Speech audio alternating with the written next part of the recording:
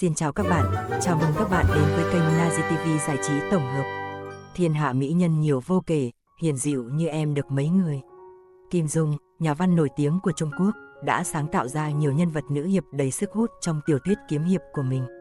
Những nữ hiệp này không chỉ xinh đẹp, thông minh mà còn dũng cảm và kiên cường, đại diện cho lý tưởng về sự kết hợp hoàn hảo giữa sức mạnh và nữ tính. Tuy nhiên, trong số các nhân vật nữ của Kim Dung, cũng có những nhân vật nữ có số phận đáng thương và không có hạnh phúc trọn vẹn với tình yêu. Mặc dù họ xứng đáng có được điều đó, sau đây, tôi xin mạn phép nêu lên top 10 nhân vật nữ đáng thương trong tiểu thuyết Kim Dung. Thứ 10, A Bích. A Bích là nhân vật trong Thiên Long Bát Bộ của Kim Dung. Nàng sống ở Cầm Vận Tiểu Trúc, kế nghiệp Cầm Tiên Kha Quảng Lăng. Với giọng nói mềm mại, trí tuệ thông minh sắc sảo nhưng vẫn giữ được nét nữ tính, dễ thương, A Bích nổi bật là một cô gái 18 đôi mươi xinh đẹp. Nàng thường mặc trang phục màu xanh và có tài đàn hát, nấu ăn xuất sắc. Trong tác phẩm, nàng là một trong hai người hầu gái của Mộ Dung Phục, cùng với A Châu.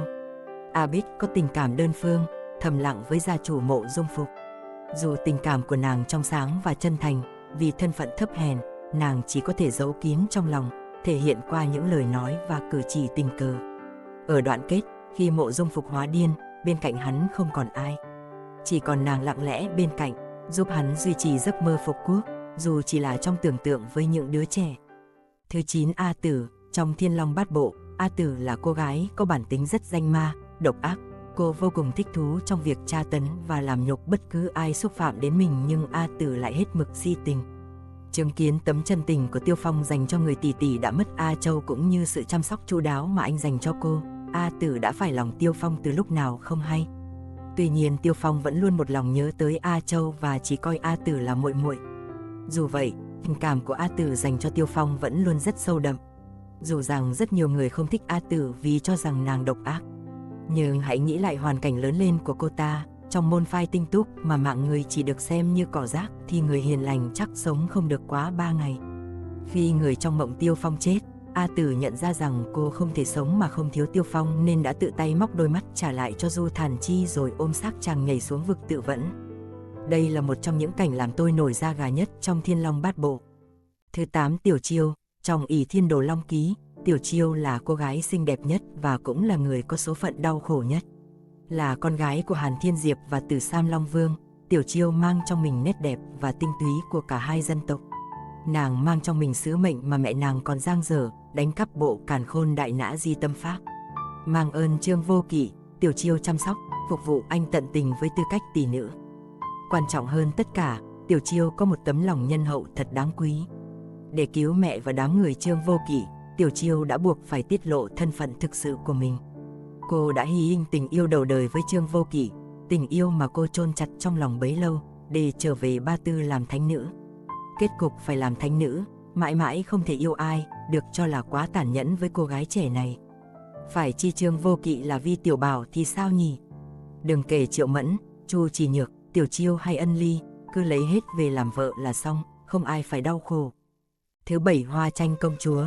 Trong tiểu thuyết Anh Hùng Xạ Điêu của Kim Dung, Hoa Tranh Công Chúa là người đến trước Hoàng Dung. Từ nhỏ, cô đã gắn bó và vui chơi cùng Quách Tĩnh, vì thế cô rất cảm mến tính ngay thẳng và chân thật của chàng. Phụ hoàng của cô, Thành Cát Tư Hãn, cũng rất quý mến Quách Tĩnh và đã tác hợp cho hai người. Mẹ của Quách Tĩnh cũng rất yêu quý Hoa Tranh và muốn cô trở thành con dâu. Thế nhưng sự đời không phải cái gì đến trước là được.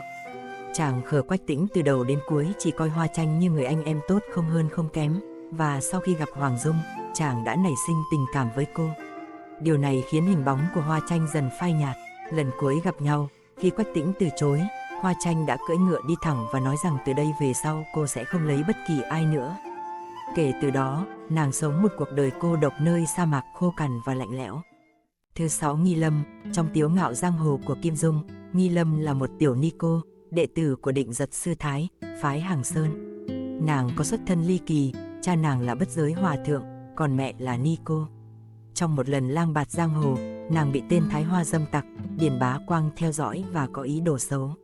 Lúc đó, lãng tử Lệnh Hồ Sung đã ra tay giải cứu nàng. Từ đó, Nghi Lâm đã thầm yêu chàng lãng tử này.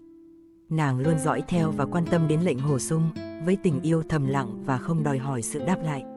Cô chỉ mong Lệnh Hồ Sung luôn gặp những điều tốt đẹp.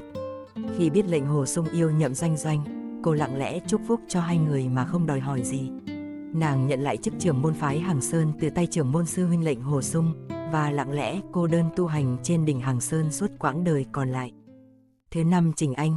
Nàng là nhân vật nữ phụ trong tác phẩm Thần Điêu Đại Hiệp của Kim Dung. Nàng là chị họ của Lục Vô Song, từ nhỏ được Hoàng Dược Sư cứu thoát khỏi tay Lý Mạc Sầu và sau đó ông nhận cô làm quan môn đệ tử.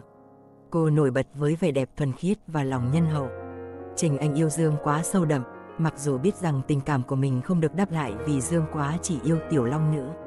Nhưng Trình Anh vẫn lặng lẽ yêu thương và quan tâm đến anh. Tình yêu của cô dành cho Dương Quá là một tình yêu vô điều kiện, không đòi hỏi sự đáp lại, chỉ mong anh được hạnh phúc. Trình Anh có võ công rất cao cường, cô học được nhiều bí kíp võ công từ Đông Tà. Trong suốt cuộc hành trình cùng Dương Quá, cô luôn ở bên anh, hỗ trợ và giúp đỡ. Cô không ngại khó khăn, gian khổ để cùng anh vượt qua nhiều thử thách. Tình cảm chân thành và sự hy sinh của Trình Anh đã để lại ấn tượng sâu sắc trong lòng người đọc.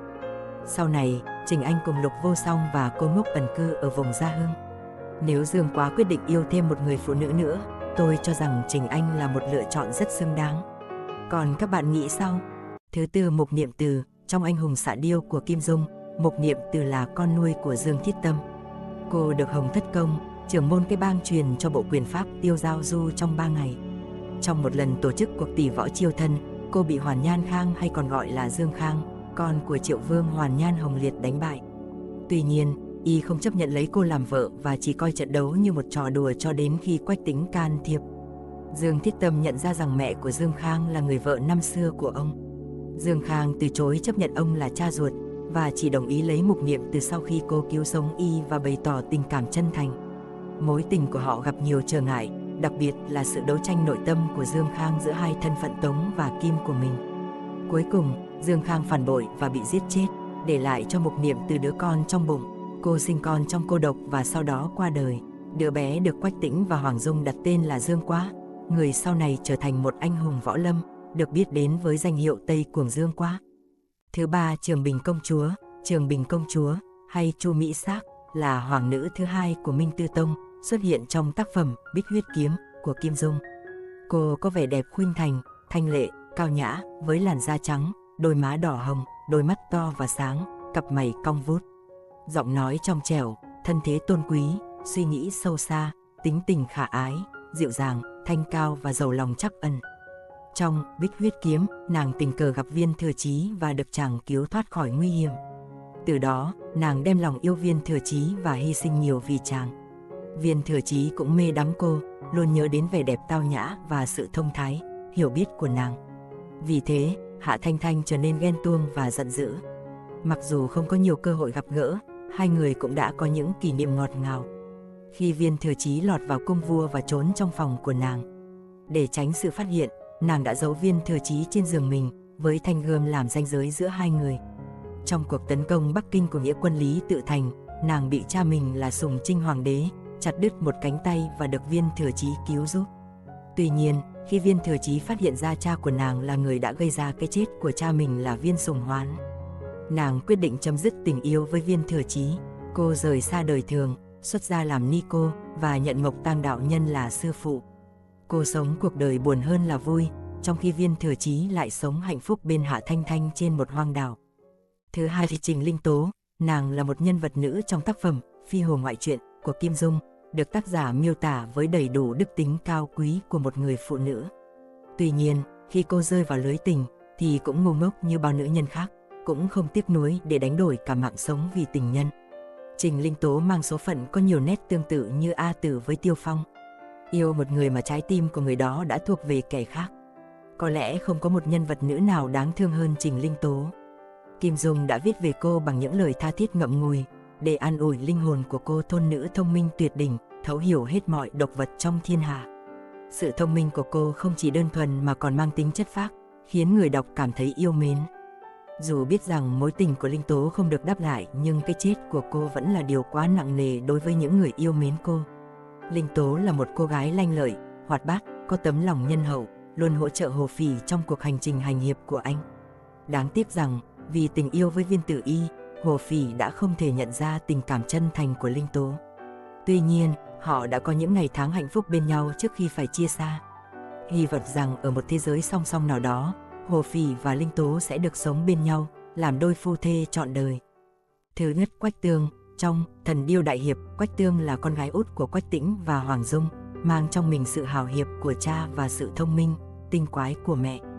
Vì đam mê câu chuyện về vị thần điêu đại hiệp, cô vô tình bị cuốn vào cuộc phiêu lưu cùng Dương Quá từ khi xuất hiện lần đầu.